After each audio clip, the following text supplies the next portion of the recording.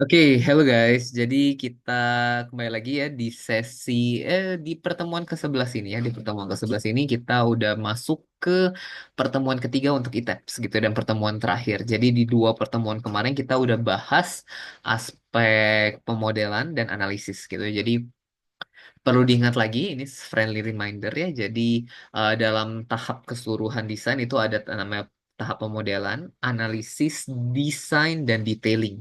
Jadi empat fase ini adalah empat fase yang berbeda, tapi saling ada kaitannya satu sama lain dan harus step by step gitu ya. Jadi dari pemodelan itu harus sudah betul, terus analisisnya harus benar, desainnya sampai detailingnya gitu. Karena kalau udah sampai di sana benar detailingnya salah juga nggak bagus juga gitu ya. Karena at the end detailing itu yang menunjukkan bahwa desain kalian itu berkualitas gitu ya. Oke, jadi kalau seandainya kalian ada pertanyaan terkait pemodelan dan analisisnya juga gitu ya dalam pertemuan hari ini gitu baru kepikiran, oh ada yang mau ditanyakan itu juga feel free saja gitu ya tentunya kalian boleh tanyakan kembali gitu ya nggak jadi soal nggak harus terkait yang hari ini kita bahas aja kok gitu ya. Oke, let's share the screen kalau begitu ya. Oke, kita akan buka modelnya dulu sebentar ya. Oke, oke, udah kita siapkan ya ini ya. Ini adalah file dari pertemuan lalu ya. Cuma di copy, diganti nama dan belum diapa-apain. Gitu ya, belum diapa-apain.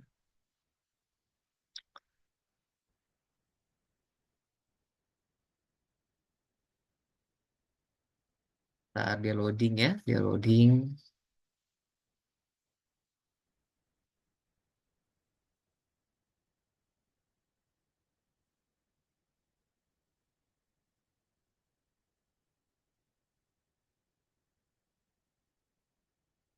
Oke, nah memang ya setiap kali ya, mungkin ada yang mengalami, ada yang enggak gitu ya. Tampilan jadi berubah seperti ini ya karena kita mesti ke options ya, ke graphic mode dia kadang enggak standar graphics gitu ya. Jadi dia kadang lompat sendiri ke DirectX gitu ya. Dan ini kadang terjadi, kadang enggak. Jadi ya kalau terjadi ya kalian nggak usah panik, tinggal pilih standar grafik. Kalau kalian memang senang DirectX ya tetap di DirectX nggak masalah. Cuma DirectX itu lebih berat aja dibanding standar grafik gitu ya dalam movementnya lebih berat gitu. Tapi kalau kalian senang sih nggak ada masalah, nggak jadi soal. Siapa tahu kalian memang kalau main game juga rata kanan gitu kan, jadi harusnya nggak berat. Oke, nah kita lanjutkan di pertemuan kali ini ya. Jadi kemarin analisisnya kita sudah selesai semua gitu ya. Jadi kita sekarang masuk ke tahap desain. Ya karena ini file baru maka kita akan run dulu ya. Jadi kita harus tunggu sebentar untuk dia run. Kalau kalian ada pertanyaan, feel free ya. Nggak usah sungkan untuk ditanyakan.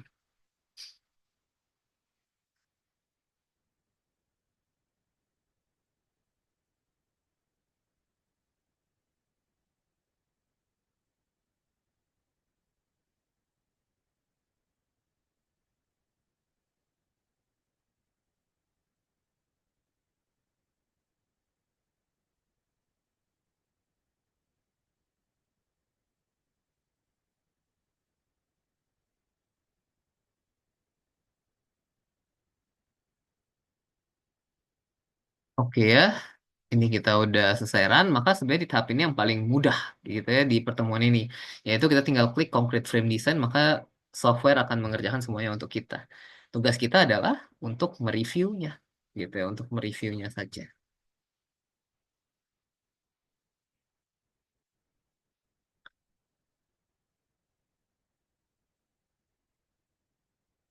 Ya kalian bayangkan saja ini gedung cuma 4 lantai gitu, tapi masih butuh waktu.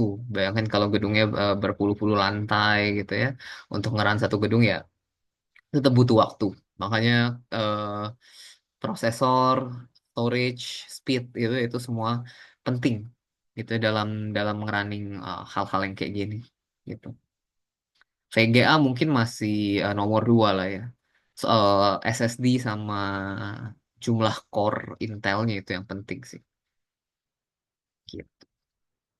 Ya kita sambil sama-sama nunggu ya. Mungkin juga karena ini sambil share screen jadi berat untuk ngeran concrete design.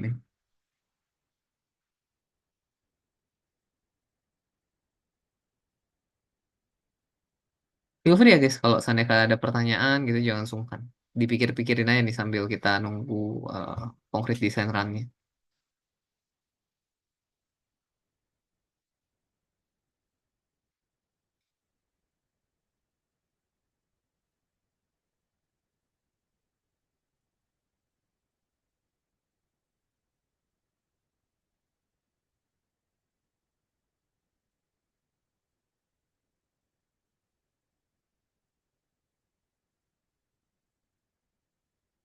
Nah, udah selesai tuh. Oke, dia udah selesai ya. Terus kita sebenarnya sih kalau secara visual udah kelihatan ya, yang merah itu berarti fail ya. Nah, kita bisa untuk memastikan, jadi kita bisa pilih nih verify all member pass. Oh, ternyata masih ada 16 balok nih gitu ya yang gagal atau yang merah ya. Nah, kita bisa lihat dari denah gitu ya, tampang denah. Kita bisa ke tampang denah. Ya, oke. Jadi ternyata balok-balok perimeter ini yang merah gitu ya. Nah, ini sih sebenarnya nggak jadi soal ya. Maksudnya dalam artian apa? Kita itu eh kalau memang fail gitu ya, itu kita nggak usah panik ya. Berarti size kita kurang gede gitu kan. Namanya di awal itu kita kan pradimensi ya, pradimensi. Jadi nggak jadi soal gitu. Pradimensi aja nggak jadi soal. Kalau kalau seandainya merah ya berarti kurang gede. Kalau seandainya terlihat tulangannya kok kecil-kecil amat ya berarti kekecilan gitu nggak jadi soal. Ya. Nah, ini kalau kalau kita klik kanan gitu ya, kalau kita klik kanan, nah kita bisa lihat kegagalan apa yang disebabkan yang menyebabkan dia merah ini. OS 45. OS 45 itu apa? Kita bisa ke details ya. Kita bisa ke details. Nah, terus kita bisa lihat ya di lembar ini adalah rangkuman dari apa yang ITAPS lakukan untuk desain kita gitu ya. Nah, ini pertama data-datanya, terus kombinasi apa yang lagi dia lihat gitu ya. Terus ukuran penampang dan sebagainya, mutu tulangan, mutu beton, semua data. Nilai V yang dipakai, terus gaya-gaya yang bekerja sampai tulangannya yang ini tulangannya yang diperlukan gitu ya. Nah, akhirnya ini ternyata penyebab kegagalannya adalah geser dan torsi. Ya, geser dan torsi itu kan kebanyakan kan akibat penampang ya, karena kita kan bahas VU max sama persamaannya torsi itu kan semua kaitannya sama ukuran penampang, berarti memang ukuran penampangnya kurang besar untuk menahan geser dan torsi. Penyebabnya apa? Karena balok-balok yang paling ujung itu kan nggak punya bentang berikutnya. Itu biasanya yang torsinya lebih tinggi dibanding balok-balok lainnya. Karena kalau kalian cuma punya satu sisi itu dia lebih muntir dibanding kalau dua sisinya ada balok anak gitu dia lebih stabil nggak muntir karena ada penyeimbangnya gitu. Jadi itulah alasannya kenapa balok-balok perimeter umumnya ya tidak selalu umumnya lebih besar dalam desain dan juga untuk menghindari torsi gedung juga sebenarnya perimeter kalau seandainya lebih besar gitu gitu ya. Oke, nah terus kalau seandainya kita bicara ini balok anaknya ada keliru nih, tapi kita ke kolom dulu ya, nanti kita baru bahas lagi si balok anaknya. Nah, kita ke kolom dulu ya. Nah, di kolom ini juga ya kita bisa lihat detailsnya ya. Kita bisa lihat apa yang dikerjakan sama ITAPS gitu ya. Ya mulai dari beton lagi kolomnya kolom apa, panjangnya berapa, kombinasi apa yang menentukan gitu ya. Terus ukurannya, terus untuk materialnya gitu ya, materialnya V-nya, momen aksial yang bekerja, terus berapa kebutuhan tulangannya, ya, terus ini untuk ngecek tekuknya ya, tekuk eh, amplifikasi momen, amplifikasi momen dari si kolom, ya, sampai akhirnya geser, join shear, sama strong column weak beam. Jadi ini pengecekan lengkap selalu dilakukan oleh ITAPS gitu. Ya. Jadi ini sangat mempermudah tentunya ya kalau kalian udah semester akhir, terus kalian udah ngambil tugas perancangan, tentunya kalian merasa bahwa kalau disuruh ngitung semua ini manual ya, gua nggak tahu sih ya tempat kalian disuruh hitung manual atau enggak, tapi dulu di tempat gua sih iya, kita ITAPS ini nggak boleh digunakan untuk desain, hanya sampai analisis, jadi desainnya kita lakukan manual dan itu sangat merepotkan. Gitu. Jadi ITAPS ini sangat membantu. Udah dapat angkanya semua, tinggal kalian evaluasi saja. Ya. Nanti juga akan gue perlihatkan cara evaluasinya dalam bentuk tabel ya. Ini salah satu opsi ya. Terus kalau seandainya kolom itu dia nggak pakai yang kita bikin capek-capek kemarin gitu. Nah, dia lebih canggih lagi. Dia bikin dua dimensi, tapi dua dimensinya dia bikin dua dimensi, tapi dua dimensinya dia bikin 360 derajat gitu ya. Dia bikin 360 derajat. Jadi eh ya kurang lebih dia lebih sakti dari yang kita kerjakan kemarin lah gitu. Kita kan ngerjain cuma di dua sumbu ya, sumbu X, sumbu Y, bahkan kita asumsi misalnya persegi ya. Jadi satu kali kerja dapat dua sumbu dan itu langsung dianggap biaksialnya gitu ya. Nah, ini kalau dia 360 derajatnya dia kerjain, nah dia plotting. Kerjaannya sama sih di plotting juga, tapi dia udah dalam bentuk 360 derajat gitu. Ya. Terus kita klik OK ya. Kalau kalian mau bikin diagram interaksi juga bisa ngambil dari sini sih gitu ya. Bisa ngambil dari sini. Atau kalian mau pakai SP kolom juga boleh. Nggak jadi soal. Tentunya angkanya mungkin nggak plek-plek sama gitu ya. Karena kan setiap software mungkin punya asumsinya masing-masing. Jadi mungkin kalau ada sedikit-sedikit perbedaan ya menurut gua sih itu wajar. Gitu ya, itu wajar kalau ada perbedaan. Ya nih kalian bisa lihat ya, ini dia bisa tahu gitu ya titiknya titik di mana. Nah itu. Ya ini bisa kalian buat main-main lah, gitu ya, bisa buat kalian main-main cari tahu. Oke, oke. Nah, sekarang kita akan benerin dulu ini si balok anak ya, ada keliru sampai sini baru kelihatan. Jadi kalau kalian lihat ya, kalau balok itu tulangannya harus ada 6 angka. Kalau tulangannya cuma ada satu angka gini, ini artinya ini adalah kolom gitu. Ini adalah kolom. Nah, berarti ini kita kemarin ada salah assign balok anak nih. Jadi kita mesti ke all stories ya. Kita ke define dulu ya. Ini kita belum define. Ini add copy ya. Misalnya kita define balok anak 250 500 gitu. 25. Oke. Oke, terus kita select semua ya ini ya.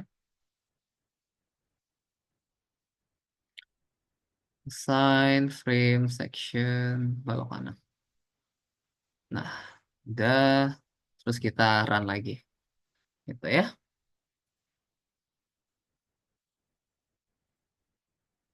Jadi kalian ingat ya, pokoknya kalau di elemen itu keluar angkanya cuma satu, berarti itu udah pasti bukan terassign sebagai balok.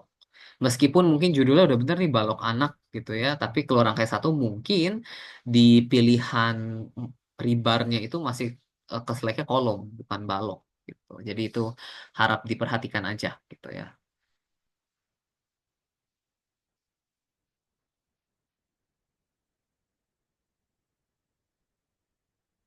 Oke, dia ngecek.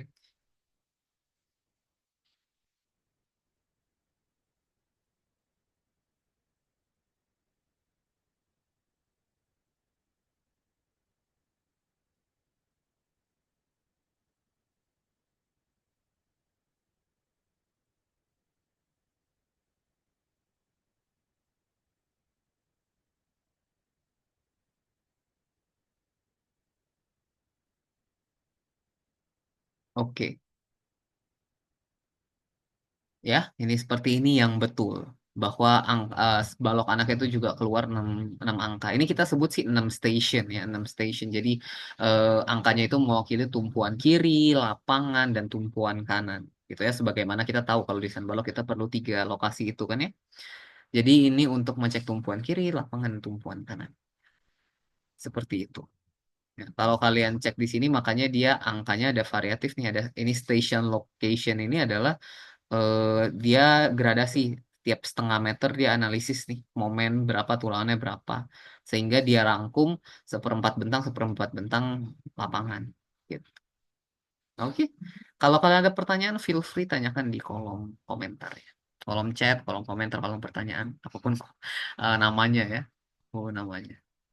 Oke. Nah, next kita bisa lihat dalam bentuk tabel nih ya. Jadi kalian bisa pencet si CTRL-T atau kalian bisa ke display tables ya, ini show tables. Yang mana aja oke sama aja. Ya, nah kalian ke concrete frame design output, frame detail data. Nah, di sini kalian bisa cek semua nih. Gitu ya. Semua aja kita centang dulu. Nah, jadi concrete beam ya, gitu, concrete beam. Nah, misalnya kalau kalian tipe yang bikin detailnya itu ambil yang maksimum dan tulanginnya satu aja, nah itu ya kalian ini ya bisa select by section misalnya gitu, select by section. Terus kalian bisa sort gitu ya, ascending sama descending. Oke, berarti tulangan atasnya harus dibuat 1945. Ya, AS botnya harus dibuat berapa nih maksimumnya? 1213 gitu. Ya ini kan bergantung masing-masing dari kalian ya, nulanginnya seperti apa. Apakah ngambil yang terbesar dan ditulangin atau bagaimana gitu ya. Tapi ini caranya bisa main filter-filter seperti ini gitu ya. Cuma yang perlu kalian perhatikan adalah kan yang namanya strong column weak beam dan joint shear ya itu semua kan dikalkulasi berdasarkan tulangan yang dihitung oleh ITEPS. Jadi semakin jauh kalian bulatkan dari perhitungannya ITEPS, maksudnya kalau kalian ambil satu yang terbesar terus dipukul rata kan berarti ada balok-balok yang rounding up-nya agak jauh kan dari seharusnya. Nah itu harus kalian perhatikan ya, harus diperhatikan. Artinya apa? Bukannya salah, berarti semakin jauh dari apa yang ITEPS hitung gitu. Salah ya belum tentu juga salah gitu ya. Oke, nah terus nextnya itu adalah sengkang, sama sengkang ya. Ini kita kalian bisa lihat berapa AV per S ya. Jadi ITAPS itu selalu kasih AV per S. Berarti adalah luas sengkangnya ya 2 kali 1/4 VD kuadrat. Kalau seandainya 2 kaki, 3 kaki dan seterusnya. S-nya dia sih dalam meter. Ya kalau kalian mau konversi ke milimeter ya berarti angka-angkanya ITAPS tinggal dibagi 1000 aja gampangnya gitu ya. Atau enggak kalian yang S-nya kalian yang dikonversi ke meter untuk cocokin sama si eh, angka dari ITEPS ini gitu ya, dan ini juga dia langsung kasih tulangan torsi dan lain-lainnya gitu ya. Nah terus juga next kolom ya. Nah, kolom sih lebih sederhana ya. Kalian bisa sort dari tulangan terbesarnya berapa gitu ya. Oke, 1,8%. Nah, nanti dari 1,8% ini baru kalian susun tuh tulangan kolomnya mau seperti apa untuk memenuhi 1,8% ini. Gitu. Paling bagus ya kalau disebar merata, kalau kotak gitu ya. Yang sering jadi pertanyaan itu kan kalau persegi panjang atau apa gitu. Nah, itu adalah by judgment lagi tuh. Ya, kalau seandainya persegi sih paling enak tinggal disebar rata. Makanya kolom itu sebisa mungkin kalau paling enak sih persegi gitu ya. Cuma kadang ada kondisi tertentu ya tentunya yang nggak bisa persegi gitu. Ya, kayak gitu.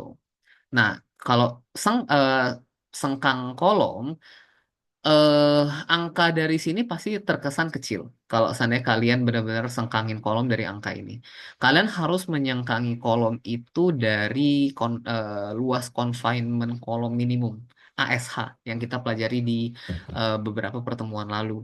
Gitu ya, kalian harus nyengkangin kolom itu dengan angka itu.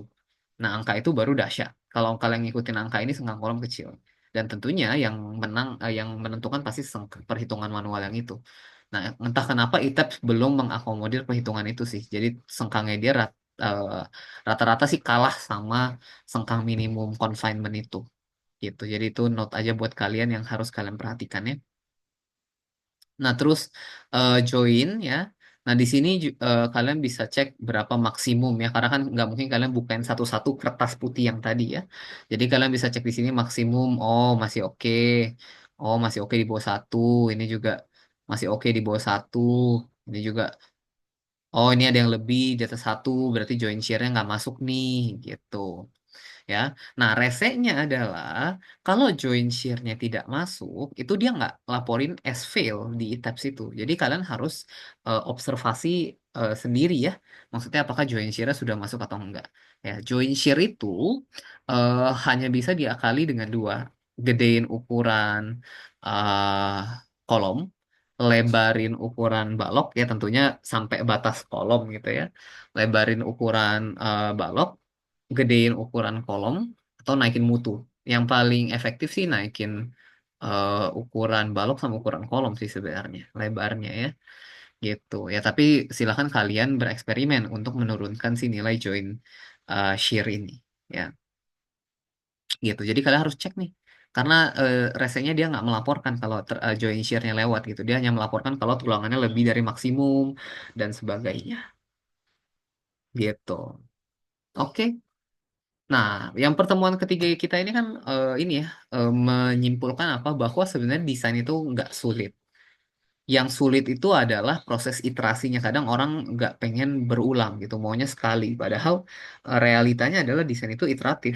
Jadi sekali jalan, mau nggak masuk apa yang harus diperbaiki, mundur. Eh, Setelah perbaiki berhasil atau nggak berhasil, coba yang lain, coba lagi sampai akhirnya dapat sebuah desain yang memuaskan gitu. Itu tentunya ya preferensi setiap perencana ya bisa berbeda dalam melakukan iterasi itu. Gitu. Oke, kalau dari gua itu saja. Thank you sudah mengikuti sesi yang ini, gitu ya. Gua akan secepatnya masuk ke Zoom ya supaya kita bisa mulai live session kita lebih awal mungkin. eh That's it. See you guys in live session.